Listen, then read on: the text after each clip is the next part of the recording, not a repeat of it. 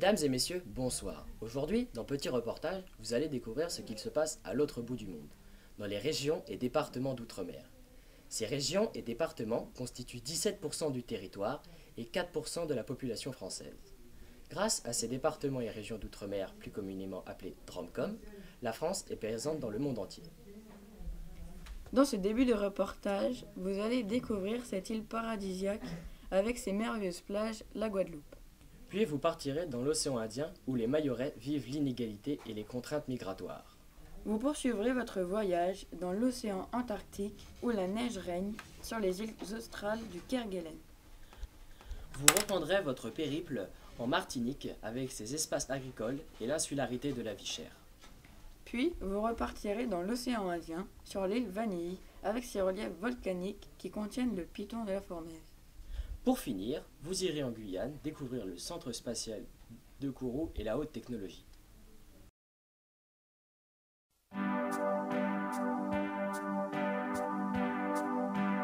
Belle île en mer, Marie-Galante, Saint-Vincent, loin Singapour. La Guadeloupe est un ensemble d'îles françaises des Caraïbes. Elle a une superficie de 1628 km² et contient 402 000 habitants. La Guadeloupe est l'un des 5 départements d'outre-mer créés par la loi du 19 mars 1946.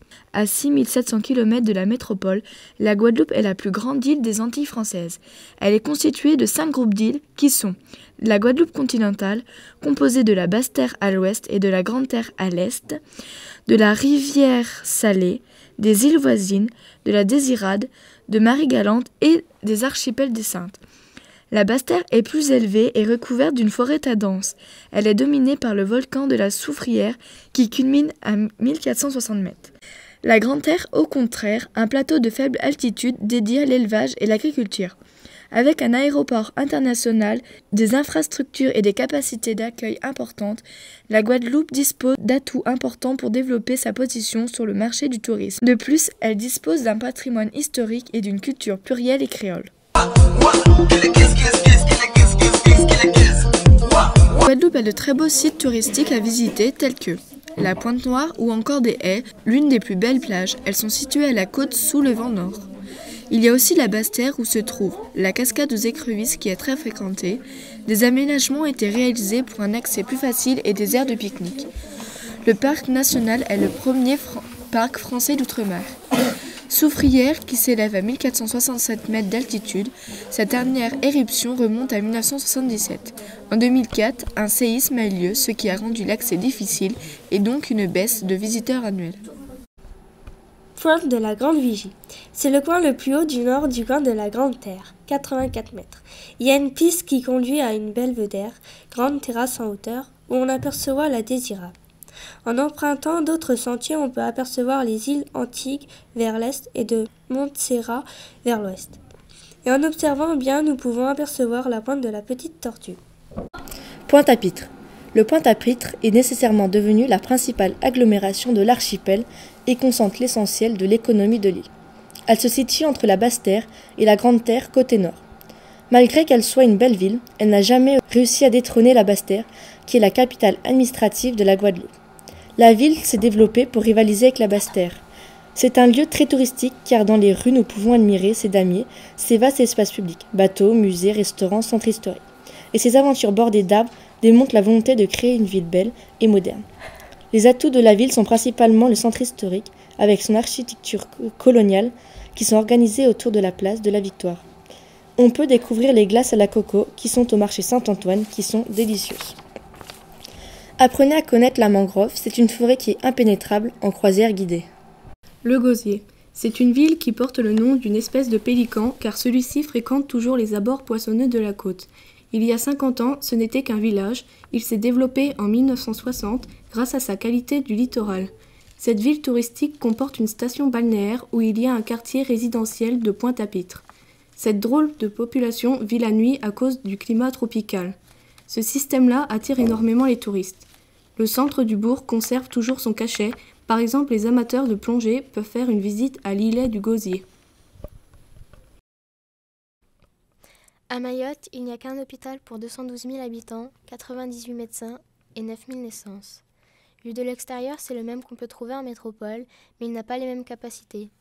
En effet, il accueille le double de ce qu'il peut accueillir.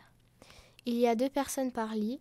En France, en 2011, on comptait 828 000 naissances, 31 000 dans les DROM-COM, dont 9 000 à Mayotte. 2016 aura battu un record avec plus de 10 000 naissances.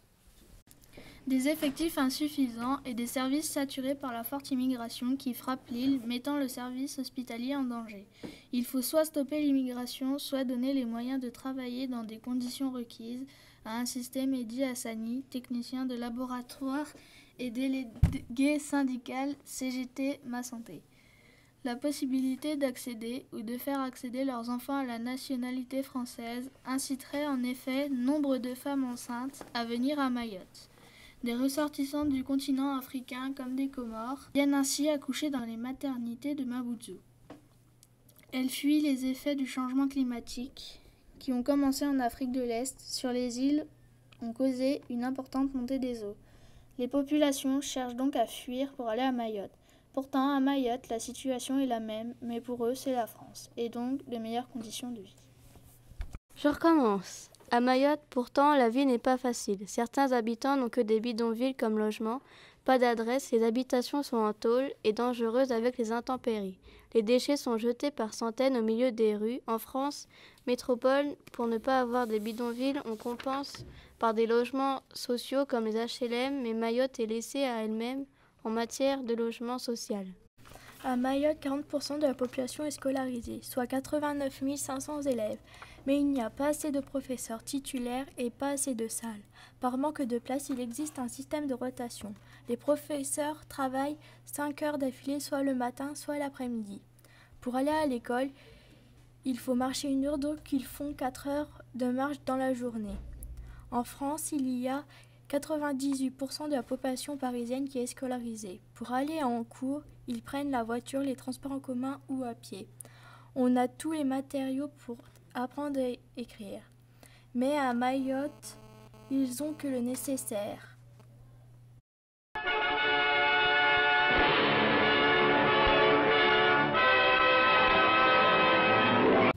La France fait partie des premières explorations scientifiques sur le continent. Grâce à cela, la France a accès aux recherches scientifiques sur cette terre. L'Antarctique est l'un des pays où les informations scientifiques se transmettent de chercheur en chercheur. L'Australie, l'Argentine, le Chili, la Norvège, la Nouvelle-Zélande, le Royaume-Uni et la France forment un groupe dits possessionnés. Ils ont émis des prétentions territoriales à l'égard de la terre Adélie. Mais 4 autres États prétendent à une partie de l'Antarctique, l'Afrique du Sud, la Belgique, le Japon et la Russie. Il y a certaines lois à respecter selon le traité de l'Antarctique qui a été écrit en 1959. Ces lois disent qu'ils n'ont pas le droit à l'essai nucléaire ni aux bases militaires. Pour éviter les conflits territoriaux, des contraintes sont mises en place grâce au gel. Cela ne pourra pas être modifié pour préserver cet environnement exceptionnel. Les tables sont situées au pôle sud. La densité de l'Antarctique est de environ 0,0001 habitants au kilomètre carré. La population n'est pas permanente dans ces lieux. Il y a environ 1500 scientifiques. Les principales langues sont le français, l'anglais, le russe, l'espagnol et le portugais. Les TAF ont créé en octobre 2006 une réserve naturelle couvrant une superficie d'environ 700 000 hectares dans les îles subantarctiques. Les terres australes et antarctiques françaises TAF sont depuis 1959 un territoire d'outre-mer doté de l'autonomie administrative et financière. La France prendra possession de la terre Adélie en cette même année. Accès aux terres australes françaises. Les navires de plaisance doivent en faire la demande auprès du préfet. On parle également de mouillage, ce qui signifie que pour amarrer un navire, il faut des autorisations dans toutes les terres australes et antarctiques françaises. Globalement, la glaciation est à un niveau extrêmement bas, et même si les taux de croissance de la glace ont retrouvé des niveaux normaux avec la baisse des températures ces derniers jours au pôle sud. Sur l'île de Pin, de l'eau plus chaude est arrivée au milieu de l'île et a fait une crevasse de 113 km. Les scientifiques de l'Ohio et du Michigan ont travaillé dessus à base d'images radar prises par des satellites. On peut voir sur cette image qu'en 2016, la superficie de la glace est faible contrairement aux autres années qui au même mois étaient de 9 millions de kilomètres. En Martinique, il y a 3500 exploitations agricoles, soit 12% de la population. Les surfaces consacrées à l'agriculture sont en recul constant. La production agricole repose essentiellement sur 2 cultures, la banane et la canne à sucre. La production de bananes sont lourdement menacées car les producteurs ont du mal à faire face à la concurrence. 31% du territoire est agricole, la moitié est consacrée à la production de bananes. En 1960, la production de bananes a sauvé l'agriculture martiniquaise de la crise sucrière. C'est une crise économique de la canne à sucre. C'est une culture intensive depuis 1930. Près de 200 000 tonnes de bananes sont cultivées par an sur environ 5 000 hectares. La canne à sucre est la seconde activité après la banane. Il y a environ 4 000 hectares pour la production de canne à sucre, soit 15% de la surface agricole et 5% de la production agricole. Grâce à la canne à sucre, ils fabriquent du rhum. En moyenne, une tonne de canne à sucre permet d'obtenir 115 kg de sucre, 35 kg de mélasse et 7 litres d'alcool pur. Il y a différents rhums, le rhum agricole qui est réalisé à partir du jus de la canne et le rhum industriel qui est de moins bonne qualité et qui est commercialisé par les distilleries. L'agriculture génère la quasi-totalité des emplois de l'île. Il y a 29% de la population est au chômage. Le chômage touche principalement les femmes et les jeunes. Le prix des produits alimentaires est en moyenne 10% plus cher. Par exemple, il y a des yaourts à 8 €. Les plus grands écarts de prix entre Outre-mer et métropole s'observent par les produits alimentaires. Le fromage, le lait et les yaourts sont 2 fois plus chers qu'en métropole. La principale cause de la hausse des produits est l'importation. Située au nord de l'Amérique du Sud, la Guyane a une superficie de 83 846 km². Elle se trouve à 7 000 km de la France métropolitaine et est peuplée de 232 223 habitants. À l'origine, les accords d'Évian mettent fin à la guerre d'Algérie. Ces accords entraînent la fermeture de la base spatiale d'Amaguir et donnent naissance au centre spatial guyanais de Kourou. Il a été établi le 14 avril 1964. Le site a été construit en Guyane pour offrir des meilleures conditions de décollage aux fusées qu'en France, 15% de vitesse en plus. Charles de Gaulle confirma l'option du président. La France s'installera en Guyane pour développer son industrie spatiale. Cette date marquera la Guyane à jamais. Le centre spatial sera en service 4 ans plus tard, le 9 avril 1968. Le rapport du SNES recommande la Guyane qui offre plusieurs avantages comme la faible densité de population et la large ouverture sur l'océan Atlantique, qui permettent aussi de réduire les risques en cas de problème avec le lanceur. En outre, la zone n'est pas sujette aux tremblements de terre et aux cyclones. De plus, la Guyane, en tant que partie intégrante du territoire français, présentait également l'avantage de la stabilité politique.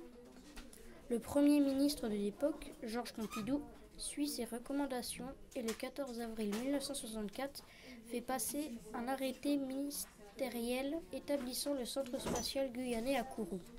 1685 salariés travaillent sur le site, dont 15% de la population guyanaise. Du 9 avril 1968 au 1er juin 2016, 259 lancements de fusées ont eu lieu depuis Kourou, dont 116 Ariane 4 et 85 Ariane 5. Les pièces de fusées sont construites en Europe et transférées par bateau jusqu'à Kourou. Arrivées au centre spatial, les pièces sont assemblées. On appelle ça une campagne de lancement. Elle est réalisée par Airbus, Defence and Space, et dure 1 mois et demi. Au total, 14 sites ont été étudiés, situés dans les départements d'outre-mer, comme des pays étrangers comme le Brésil ou l'Australie. Tous ces sites ont comme un point commun d'être près de l'équateur, qui offre une condition optimale pour les lancements d'engins spatiaux. Le lancement d'un satellite par Ariane coûte environ 215 millions d'euros. Il y a 130 tonnes d'oxygène et 25 tonnes d'hydrogène dans une fusée. Donc en tout, la fusée comporte 155 tonnes de carburant. Le 17 avril 1964, le centre spatial avait une dépense de 330 millions de francs. 15% de la population active, 9000 emplois directs et indirects. 15% du PIB de la Guyane est réalisé par l'activité spatiale. 15% du montant global de la taxe professionnelle perçue en Guyane est versée à l'entreprise de la base spatiale. 31% des salariés du centre spatial sont des ingénieurs diplômés et 55% sont des techniciens supérieurs. 74% des salariés sont guyanais, donc habitent sur place. Enfin, une cinquantaine de sociétés françaises et européennes constituent différents employeurs de la base. Différents pays contribuent au fonctionnement du centre spatial guyanais. France, Belgique, Suisse, Luxembourg, Italie, Danemark, Suède, Irlande, Australie, Espagne. Un rayonnement, un nouveau lieu depuis la construction du centre spatial à Kourou. Cela a permis à la France de se développer socialement et économiquement, à l'échelle locale, régionale, nationale, européenne et mondiale. Vous avez pu découvrir par ce reportage le rayonnement de la France à l'étranger grâce à sa culture riche, la diversité de ses paysages et ses activités. Mesdames, Messieurs, bonsoir. C'est pas moi, faut regarder. C'est la caméra. Je suis désolée. Faut la refaire. Vous avez pu découvrir par ce reportage le rayonnement de la France grâce à sa culture riche, la diversité de ses paysages et ses activités. Mesdames, Messieurs, bonsoir.